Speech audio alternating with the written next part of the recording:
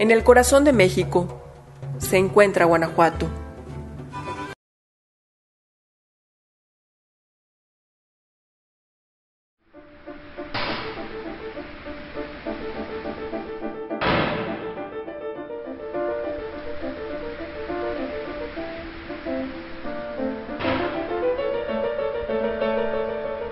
Bueno, vamos a comenzar.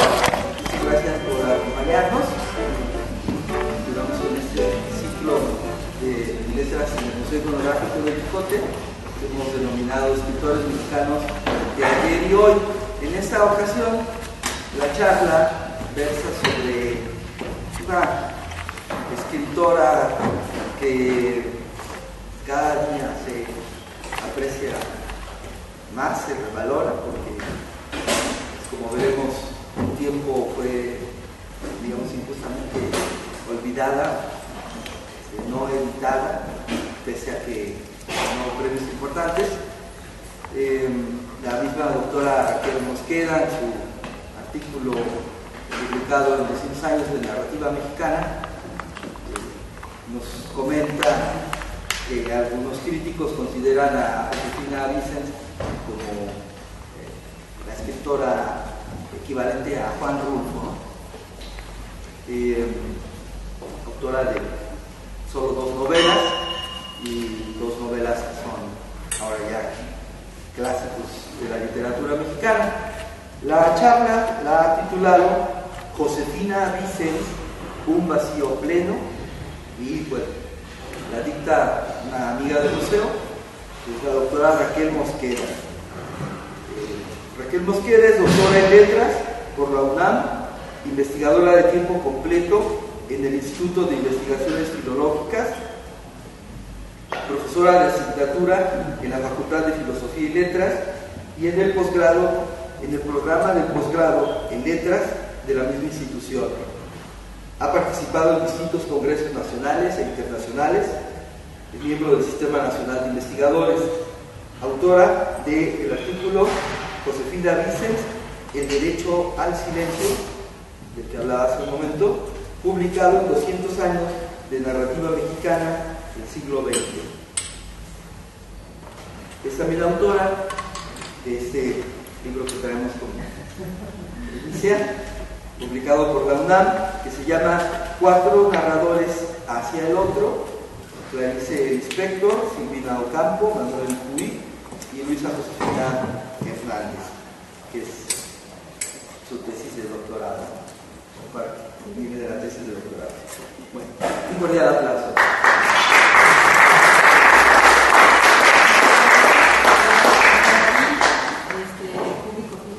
La verdad que se agradece muchísimo, sobre todo la intención de este ciclo, y que a mí me parece una maravilla, no solamente reconocer a autores ya muy conocidos, sino también a autores que de alguna u otra manera y por causas distintas a la calidad literaria no han sido de todo abordados. El caso, claro, de Josefina Vicens, ¿no?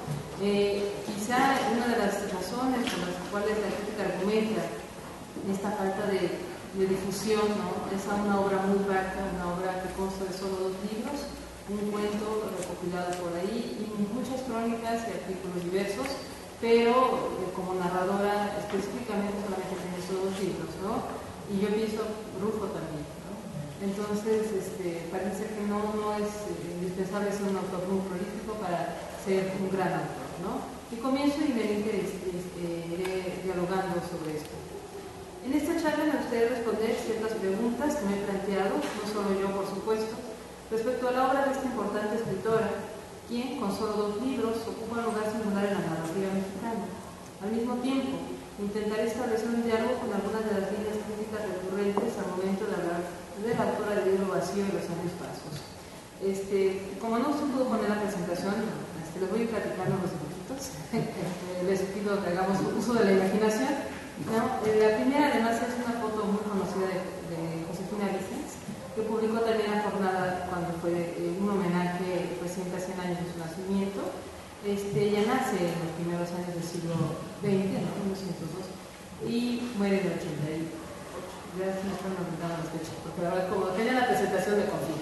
Pero bueno, es una autora que publica tardíamente, ¿no? Perdón, 1909. Empieza su primer libro, lo publica en 1958. Es decir, ya tenía cerca de 50 años, 40 y tantos años cuando publica este primer libro, ¿no? Y este libro, ¿no? Antes de entrar de lleno, bueno, me tengo en una forzosamente muy breve descripción de ambas novelas. Escrito en el 58 y merecedor del premio Javier Villarrutia, decisión que antes le había correspondido a Rufo y a Paz, es decir, pues no es poca cosa, ¿no? Claro que con estos dos escritores y con los escritores de esta generación empieza un diálogo interesante. El libro Vacío trata a grandes rasgos sobre la batalla cotidiana emprendida por José García, hombre solo en apariencia común, con la escritura, o mejor dicho, con la imposibilidad de escribir. La síntesis anterior no revela nada respecto a la enorme complejidad de la novela. Tampoco traduce la angustia que noche tras noche consuma al protagonista al enfrentarse a sus dos cuadernos. El número 1, donde escribe la historia que leemos, y el 2, donde espera pasar lo que valga la pena de lo escrito en el número 1, y el cual se encuentra por completo vacío. 24 años después, Vices publicará Los años falsos, novela cuyo punto de partida es la muerte, el cómo no se vive, la fusión de dos seres en ninguno. Poncho Fernández muere en un absurdo accidente con su propia pistola. Hasta ese instante, para Luis Alfonso, su hijo, él constituía el centro de la vida, su héroe máximo. Además de un durísimo golpe, su muerte representa en un primer momento la progresiva asimilación del joven con la figura paterna. Hasta aquí la muy breve descripción. Obviamente esto no dice nada de la complejidad de ambas obras, ¿no? El libro Vacío, les comentaba a Pati y a Miguel, ¿no? Que es un libro de los más subrayados que existen, creo yo. Yo creo que está bien. ¿Sí me escuchan? Sí. Decía Borges al final de su vida que por fin podía leer un libro sin subrayar, ¿no? Es decir, que además de que ya no podía ver, ¿no? Decía que ahora sí los disfrutaba. Yo creo que es una deformación profesional, ¿no? Uno va subrayando los libros, las partes que le gustan de un libro, y yo este libro lo tengo todo subrayado, o sea, ya más bien es un libro subrayado, ¿no? Porque tiene unos momentos realmente impresionantes, unos espacios, unas narraciones, un juego con el lenguaje maravilloso, y es un libro muy complejo. Y para un poco comenzar, ¿no?, a situar a la autora, me gustaría responder una pregunta que se plantean muchos, ¿no? Junto a quienes escribe, es decir, puede decirse si Vices pertenece a alguna generación o grupo. Por las fechas de publicación, se podría pensar, pues obviamente 3 años antes se había publicado Pedro Páramo, Revueltas se está publicando en ese momento Los motivos de Caín, etcétera, ¿no? Pero hay una tendencia, es muy interesante, porque se busca en el ámbito mexicano agrupar a las mujeres con las mujeres, ¿no? Es constante que se menciona la generación de escritoras de medio siglo, escritoras como Inés Arredondo, Amparo Dávila, ¿no?, que son mucho más jóvenes que ellas. Una nace en el 28 y la otra nace en el 26, entonces pues son mucho más jóvenes. Si ustedes conocen la obra de estas dos magníficas escritoras, poco o nada tiene que ver con la de Vices, ¿no? No solo con intereses humanos, sino estéticos sobre todo, ¿no? No así le pasa a estas escritoras con escritores como Elizondo o García Ponce, con los que sí comparten inquietudes estéticas comunes, ¿no? Entonces a mí siempre me ha llamado la atención por qué queremos agrupar a las mujeres con las mujeres, ¿no? ¿Por qué no pensar que ella está dialogando con una tradición más amplia? Quizá yo también en algún momento tuve la tentación, y no lo puedo evitar, de agruparla no solo contra esas mujeres, sino con dos escritoras latinoamericanas que me parecen fundamentales. Una de ellas es Clarice Lispector, ¿no?, por esta idea de traducir en palabras lo que parece ser intraducible. En la primera, una de las más importantes novelas de Lispector, ella dice, voy a contar lo que viví, porque vivir no es vivible, vivir no es narrable. Yo creo que, por ejemplo, en Los años falsos, Vices trata de decir que morir no es narrable, un poco la otra cara, ¿no?, de esto. Y en algún punto también la escritora argentina Silvina Ocampo, ¿no?, en su último libro de cuentos, dice quiero escribir un libro sobre nada. Y es un cuento, es la última línea que escribió en mi vida. Entonces creo que entre estas mujeres hay una propensión al silencio como búsqueda para decir, ¿no? Aunque suena muy paradójico, pero creo que con ellas podría dialogar perfectamente Josefina Vicens, ¿no? Y en otro ámbito, pues yo pensé, ¿por qué no agruparla con otros escritores? Dice Álvaro Ruiz Abreu acerca de esto. Dice, el libro vacío tuvo que haber sido una especie de herejía en un medio literario más o menos saturado de novelas realistas o testimoniales de color local o de contenido social. ¿Por qué una herejía? Estamos pensando que ya se ha consolidado para este año el discurso revolucionario, ¿no? Pero se siguen publicando novelas sobre la revolución, sobre los caudillos, sobre los héroes, sobre la patria, etcétera, etcétera, y que un burócrata como es José García decida un buen día ponerse a escribir una novela, ¿no? Y seguir cumpliendo con todas sus nociones de padre, de burócrata, es un hombre hasta cierto punto común, ¿no? Que en las noches se pone a escribir. Entonces, esto era una de las grandes, yo creo que una de las grandes revoluciones, me parece una novela más revolucionaria que incluso las novelas de la revolución. Decir que un hombre común puede escribir y que no solamente puede, sino que tiene la necesidad de escribir, debió ser fuerte para su época. Además, en el medio de la burocracia, ¿no? Si uno piensa en la burocracia mexicana, no los ve como seres sensibles, o sea, digo, uno va, paga la ventanilla y el siguiente, ¿no? Oiga, pero el siguiente, ¿no? O le cierran la puerta a las 2, así, tal cual. Entonces creo que un poco lo que está diciendo Vicens, ¿no? Es cómo se conformó esa burocracia mexicana también, ¿no? Y cómo es que dentro de este universo que parece tan común, hay este tipo de seres no extraordinarios, a mí me parece, que deciden ponerse a escribir. Yo creo que eso cambia la visión de todo el mundo, ¿no? Yo la primera vez que la leí estaba en un banco, pues pude terminar de leerla, ¿no? Y me tocaba mi turno y yo veía todos los papeles como, pues seguramente estos están escribiendo alguna novela extraordinaria, yo no lo sé, ¿no? Pero es esto, o sea, cambiar la visión de ser más cercano, más próximo, ¿no? Que decide ponerse a escribir. Y él dice que no tiene nada que contar, ¿no? Y cada noche empieza a escribir lo que según él no tiene nada que contar. Dice primero que no quiere hablar de sí mismo, termina hablando de sí mismo, pero lo hace en un tono realmente, yo digo maravillado y maravilloso, ¿no? Yo creo que alguien que no tiene nada que decir no hubiera podido escribir esto, ¿no? Y pienso, en este sentido, pues sí, obviamente el libro vacío causó este tipo de revuelo, pero solo fue en un momento. Además, aunque no me gusta, sí lo debo de decir, ¿no? También debemos pensar que fue escrito por una mujer. O regresar a este tema después, ¿no? Porque ella ya está un poco harta que le dijeran por qué había elegido un personaje masculino, porque también en Los Años Falsos, con Chu Fernández, la voz es de un personaje masculino, ¿no?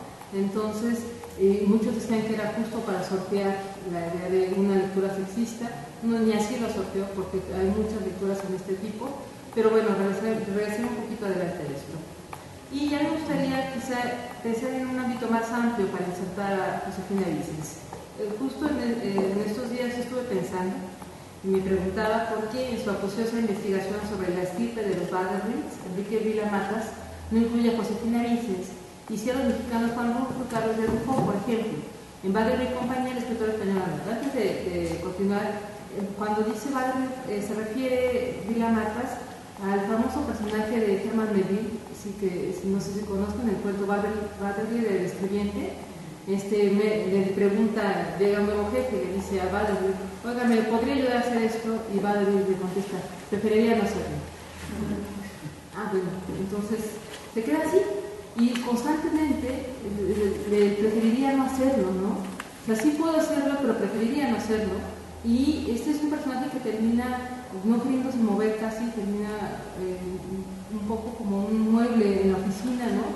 Por preferir no hacerlo. Pero lo muy interesante es que no dice no quiero, no dice no puedo, sino preferiría no hacerlo, ¿no? Y Enrique Vila Matas hace este libro que a mí me parece, yo creo que es su mejor libro, Vanderbilt y compañía, y él anota en él. Hace tiempo ya que rastreó el amplio espectro del síndrome de Vanderbilt en la literatura. Hace tiempo que estudia la enfermedad, el mal endémico de las letras contemporáneas, la pulsión negativa o la atracción por la nada que hace que ciertos creadores, aún teniendo una conciencia literaria muy exigente, o quizá precisamente por eso, no lleguen a escribir nunca, o bien escriban 1 o 2 libros y luego renuncien a la escritura, o bien, tras poner en marcha sin problemas una obra en progreso, queden un día literalmente paralizados para siempre. Y pienso que si median 24 años entre un libro y el otro, Josefina Vicens podría insertarse en este grupo de valores, ¿no? En esas escrituras del blog, dice no. Y sí, les repito, sí inserta William Matas a Juan Rulfo, además con una anécdota maravillosa donde le preguntan a Rulfo, ¿no? Oiga, ¿y usted por qué ya no escribe? Es que se me murió el tío Celerino, ¿no? ¿Quién es el tío Celerino? Es que el tío Celerino el que me contaba las historias se me murió, ¿no? Entonces, y la verdad es que era cierto, o sea, el tío Celerino era un personaje que iba de pueblo en pueblo durante la época de los cristeros, bautizando niños en el registro civil, entonces era ateo, pero como los sacerdotes tenían miedo, entonces no mandaban nada. Y Juan Nepomuceno y todos los nombres de Rulfo, etcétera, se le pegaba e iban de pueblo en pueblo. Y decía que algún día iba a escribir esa historia de cuando iba con el tío Celerino. Pero entonces el tío Celerino sí existió y se le muere. Entonces dice Rulfo que para él ya no puede escribir porque ya no tiene quien le cuente esas historias. En este libro de William Matas es muy interesante porque hay una cantidad de escritores, ¿no?, que deciden renunciar a la escritura bajo diversos, no sé cómo decirlo, justificaciones, ¿no? Y algunos que dicen no se justifican, pero que deciden dejar de escribir, ¿no? Una cierta parálisis. Hasta cierto punto podría pensarse que Josefina Vicens podría insertarse en esto, ¿no? Y la propia Josefina Vicens parece responder con antelación a la inquietud generada por su silencio de 24 años entre la escritura de sus dos novelas. Ella dice en el libro vacío, en el libro ese lo escribe el personaje José García: yo no quiero escribir, pero quiero notar que no escribo y quiero que los demás lo noten también, que sea un dejar de hacerlo, no un no hacerlo. Parece lo mismo, ya sé que parece lo mismo, es desesperante, sin embargo sé que no es igual. Por lo contrario, sé que es absolutamente distinto, terriblemente distinto, porque el dejar de hacerlo quiere decir haber caído, y no obstante haber salido de ello. Es la verdadera victoria. El no hacerlo es una victoria demasiado grande, sin luchas, sin heridas. Y en este punto, imaginen que yo tenía aquí la presentación y tenía un cuadro, un grabado muy conocido de un grabador holandés que es Escher, donde está una mano dibujando a otra mano. Si conocen sus trabajos, de verdad es un gran grabador y ha suscitado muchos estudios. Entre estos, el de Douglas Stadler, impronunciable, decía el maestro Federico Álvarez, perdón el paréntesis, pero siempre que digo esos nombres me acuerdo, que si los alemanes se llamaran más fácilmente los conoceríamos más, ¿no? Por eso nos acordamos tanto de Hitler, que era el único apellido que podemos pronunciar. Bueno, Douglas Stadler dice: el fenómeno del bucle extraño, al que pertenecen los dibujos de Escher, del mencionado pintor y grabador, ocurre cada vez que, habiendo hecho hacia arriba o hacia abajo un movimiento a través de los niveles de un sistema jerárquico dado, nos encontramos inopinadamente de vuelta en el punto de partida. Otro de los grabados muy famosos de Escher es el de una cascada que comienza y termina en el mismo punto, por ejemplo, ¿no? Bueno, estas dos manos dibujándose la una a la otra es muy gráfico de esto. Y más adelante el mismo Hofstadter dice: el concepto de bucles extraño va implícito al ideal del infinito, pues ¿qué otra cosa es un bucle sino una manera de representar de forma finita un proceso interminable? En este mismo libro, Hofstadter habla de Bach como otro sistema de bucles extraños y de Gödel, que explica este sistema matemático de una manera impresionante. Hasta uno entiende y dice: lo debería dedicarme a la matemática porque se lo entendí. Este libro es un libro muy, muy bueno, además de una paradoja.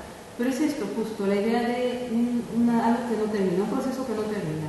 En el final del libro vacío, Vicens dice: ya debe ser muy tarde, porque mi mujer ha encendido la luz. Es su forma de avisarme que se despertó y que debo irme a dormir. No tengo sueño, quiero seguir escribiendo, mejor dicho, empezar a escribir, porque esta noche el tiempo se me ha ido en fantasías, en divagaciones, en recuerdos. No es así. Lo sé perfectamente. Si encontrara una primera frase fuerte, precisa, impresionante, tal vez la segunda me sería más fácil y la tercera vendría por sí misma. El verdadero problema está en el arranque, en el punto de partida. Así termina un libro que empieza de la misma manera. ¿no? Quiero encontrar la frase para empezar a escribir. Y dice, perdónenme, tengo 2 cuadernos, ¿no? Uno donde voy escribiendo esto y el otro donde pasaré lo que valga la pena, ¿no? Este libro vacío. Además, esta lucha con la escritura que es tan constante lleva como a un juego muy interesante, ¿no? Hay un sistema de dobles en toda la novela, ¿no? Él dice que se siente muchas veces como si no fuera él mismo, como si fuera otro, escindido, y ya en una treta que él mismo se intenta jugar, esconde sus 2 cuadernos, intenta vivir una vida normal, pero se compra una libretita chiquita, ¿no? Y sí, la tiene ahí para que anote sus ideas. Es decir, esta imposibilidad de dejar de escribir, ¿no? Y de empezar constantemente el mismo proceso. Yo creo que es un poco esto. Deleuze también afirma, este teórico francés dice, escribir es un asunto de devenir, siempre inacabado, siempre en curso, y que desborda cualquier materia vivible o vivida. Es un proceso, es decir, un paso de vida que atraviesa lo vivible y lo vivido. Esto lo dice en la literatura y la vida. Me gustaría unir esas 3 nociones. Josefina Vicens no pertenece a la genealogía de escritores del no solo porque nunca deja de escribir. En el Inter ella hace entre esos 24 años, ella hace muchos guiones de cine, y me comentaban que ya vieron 2 premiados, Los perros de Dios. Ella es la guionista de esta novela, de Renuncias por motivos de salud, de esta película, y de La señorita Ciudad, ¿no? O sea, cuando yo la vi, nunca había imaginado. Claro, cuando ya leí la obra de Vicens y volví a ver las películas, dije, claro, aquí está.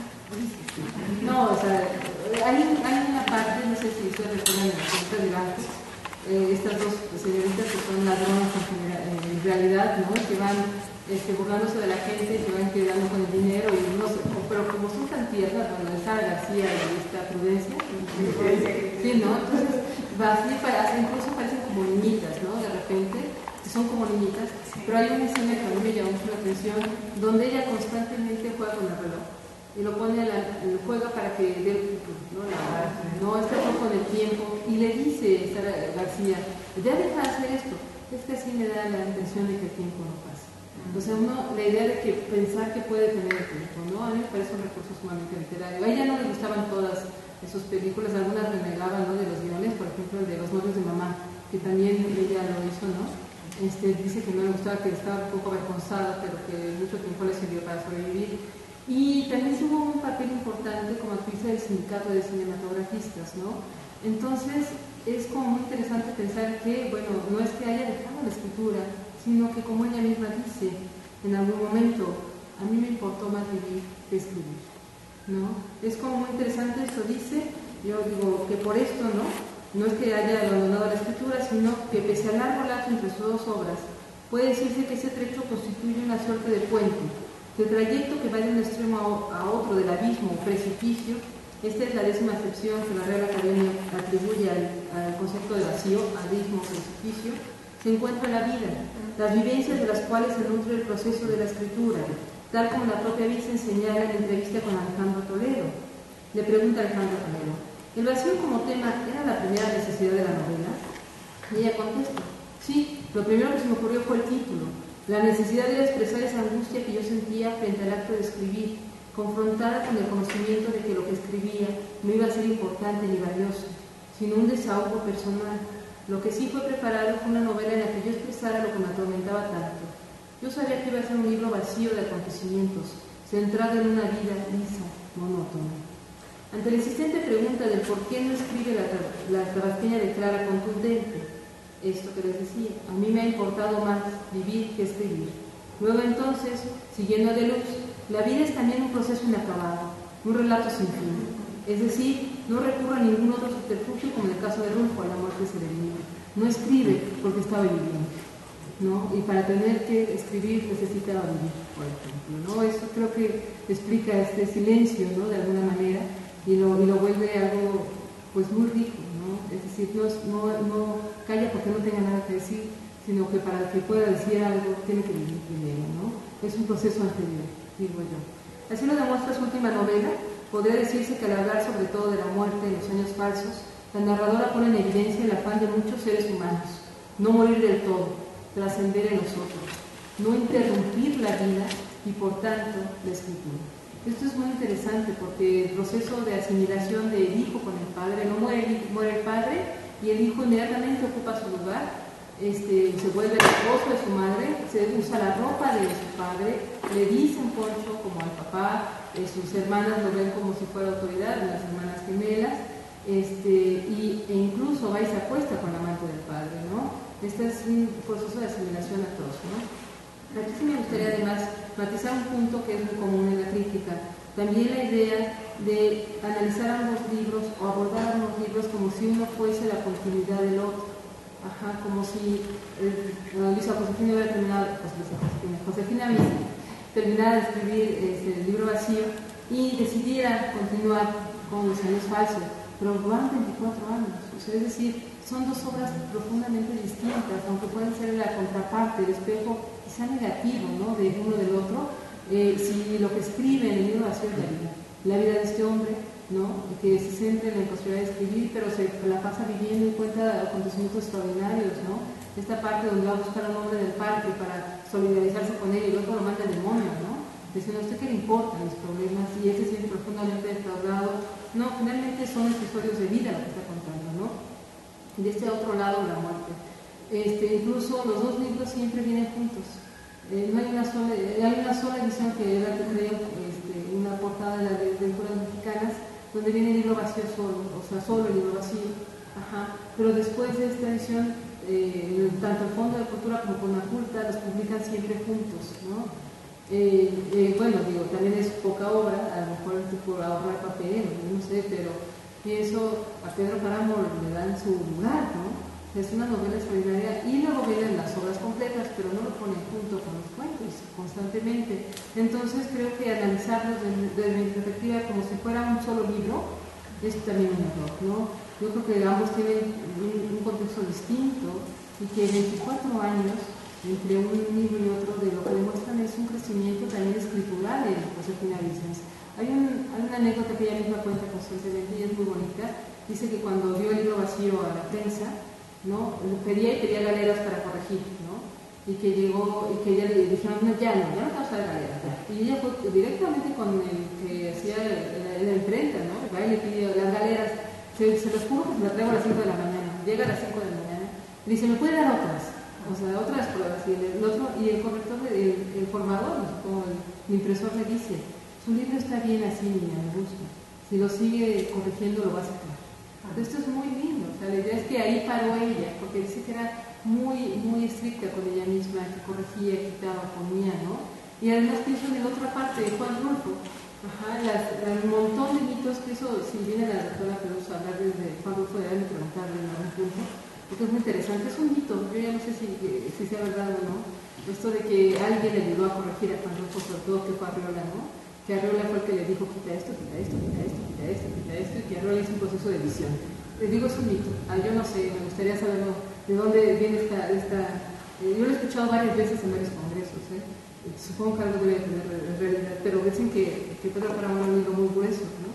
Bueno, se ha convertido en un libro grueso por toda la cantidad de críticas que hay, ¿no? Pero finalmente es un libro corto también, en lenguaje parco, dice lo necesario, ¿no? Línea como a los de mi padre, ¿no? Un tal Pedro Páramo. Todas estas cosas, pues, ¿no?, que son como parte del proceso de escritura, que creo que valdría la pena analizar. Si bien la crítica ha observado en esta breve novela una clara postura contra el sistema patriarcal, cito por ejemplo a David Lauer, para quien, cito, Los años falsos, parte de uno de los mitos más prevalentes sobre la paternidad, el de la prolongación de la identidad de los padres hacia los hijos, y más adelante asevera: yo creo que una de las intenciones del autor es atacar al sistema patriarcal mexicano, destacando sus propias armas, el personaje masculino con sus múltiples idiosincrasias y la mujer cómplice. Yo creo que esto debe haber algo de cierto, es claro, o sea, sí hay una obsesión con la figura del padre, y yo creo que es una obsesión en toda la literatura, me atrevería a decir latinoamericana, pero mexicana mucho más, ¿no? Pedro Páramo, para acabar, ¿no? Es el mito del padre fundacional, etcétera, ¿no? Matar al padre en la literatura universal, ¿no? ¿Cuántos Edipos no hay? Bueno, no solo porque él mata al padre, ¿no? No porque esté con la madre, sino porque él mata al padre, sino que realmente es un mito, creo yo, universal. Me parece que esta visión reduce de manera simplista la complejidad de la novela. Así como José García no es un hombre mediocre, Esto es muy interesante. Constantemente la crítica dice que José García es un hombre mediocre. Hay quien dice que pertenece al estirpe de los lerdos, ¿no? Y uno dice, ¿en serio? O sea, ¿qué le llevan? Pues, o sea, yo respeto mucho las críticas, pero en serio, o sea, es un hombre, desde la primera página se nota un hombre en pugna consigo mismo, un hombre torturado, un hombre que es maravilloso, que escribe, que ama a sus hijos, pero que además lo traduce. Hay pasajes que a mí me gusta mucho, por ejemplo, la idea de amor que dice, ¿no? Dice, no percibir la destrucción en el cuerpo del otro, que el tiempo hace en el cuerpo del otro. Esa es mi idea de amor, ¿no? Y yo dije, o sea, en serio, a mí me parece un pasaje bellísimo, ¿no? Y nunca pensé en él como un ser mediocre, sino de verdad como un ser absolutamente extraordinario, pero la crítica lo pone así, ¿no? Como un ser mediocre. Tampoco Huerta Fernández es sobre el doble caricaturizado de su padre. El joven se debate continuamente entre el odio por verse obligado a representar tal papel y el fructuoso afán del ser que no parecer por completo su padre, entre su nostalgia y su necesidad por cortarle una buena vez con el vínculo que lo mantiene atado a la muerte. Es decir, estamos frente a una novela cuya complejidad se agudiza con cada página, con cada recuerdo, con cada reproche lanzado frente a la tumba de Juancho Fernández el día de su cuarto aniversario luctuoso. Y esta parte así empieza en Los años falsos. Todos hemos venido a verme, estamos en la tumba de mi padre, ¿no? Ya no sé ni qué aniversario sea, pero hemos venido a verme. Él se pone en el lugar de la muerte, ¿no? Y hay momentos de que se enoja, se revela, pero sabe que ya no puede hacer nada, que ya para siempre va a ser Poncho Fernández. Es un personaje, a mí me parece una ternura brutal, no sé. Yo ahí creo que tiene mucho que ver con varios personajes de Revueltas, por ejemplo, ¿no? Por último, me gustaría abordar un lugar común en el estudio de la obra de Vicens. El hecho de que las voces narrativas, lo que les comentaba hace un momento de sus libros, sean masculinas. De acuerdo con Jorge Sachs, ni siquiera, ni siquiera mediante este recurso, la escritora pudo sortear, así pone, los inconvenientes, casi vicios, que acechan a la escritura femenina. Aunque Vicens escribe, cito a César, aunque Vicens escribe con la voz de un protagonista hombre, no ha podido evitar los siguientes problemas: imaginación, ritmo lento, etc. O sea, la imaginación y el ritmo lento es un problema de la escritura femenina, ¿no? Y miren que usa una voz masculina y ni siquiera así, o sea, ¿cómo le haremos, pues? Dice, tampoco permite la voz masculina que la escritura incorpore reacciones e imágenes que marcan la escritura de mujeres, como son el encierro, la indecisión, los dobles y el silencio. La escritura de mujeres solamente tiene un ruido. El encierro dice, pienso, ¿no? Que es una constante, pienso en Bombal, ¿no? En Marisa Bombal también, respecto a algunas de estas escritoras, pero, bueno, sí, por ejemplo, Dávila, ¿no? O también Inés Arredondo, que tiene a sus personajes un poco en el encierro. Pero, ¿qué no habrá escritores que encierran a sus personajes? ¿Qué es el apando? ¿Qué es el oxígeno bajo de la noche? Están encerrados, están empunchados, ¿no? ¿Qué es el túnel, pues? ¿O qué es Sobreros y tumbas? Están absolutamente encerrados. Yo pienso, ¿no? Los dobles. Bueno, entonces Cortázar escribe como mujer. O Borges, ¿no? Escribe, está bien un problema, tiene los inconvenientes de la escritura femenina, ¿no? Y el silencio. Ahí sí creo, en esto es lo único en lo que estoy de acuerdo, sí me parece que el silencio ha sido usado por las mujeres, ¿no? Como con un doble papel, ¿no? Darle voz y además hacer saber que están callando, ¿no? Que es porque quieren callar. Para otros, por ejemplo, Óscar Barrao, la escritura de Vicens delata, fíjense, una feminidad disfrazada con una masculinidad superficial. De nuevo, un poco harto de la obstinación de la crítica con este aspecto, Vicens declara: siempre me preguntan por qué siendo mujer escribo sobre personajes masculinos. Un día voy a acabar diciendo: miren, es que yo soy un hombre disfrazado. Está harta, ¿no? Está harta de esto, de decirle, bueno, es que ¿por qué utiliza a personajes? Y yo me gustaría saber de veras si lo pienso. Se atrevé con Madame Bovary, se atrevé con la regenta, o se acostó con Ana Karenina, les hicieron la misma pregunta. No. ¿Sabías que? Dolores Hidalgo es la cuna de la independencia nacional. Por su importancia en la historia de México, hoy es el orgullo del estado de Guanajuato. Conoce la ciudad de José Alfredo Jiménez, de las artesanías, de las veladas llenas de ambiente y alegría. Aquí, la tradición y la historia se escriben día con día. Guanajuato, orgullo y compromiso de todos. ¿Sabías que? Mineral de Pozos es uno de los 5 pueblos mágicos del estado de Guanajuato. Sus antiguas haciendas y viviendas guardan belleza y misterio, capaces de transportarte a otra época. Ubicado en el noreste, este pueblo minero es un atractivo para México y el mundo entero. Vive Mineral de Pozos e imprégnate de su magia. Guanajuato, orgullo y compromiso de todos.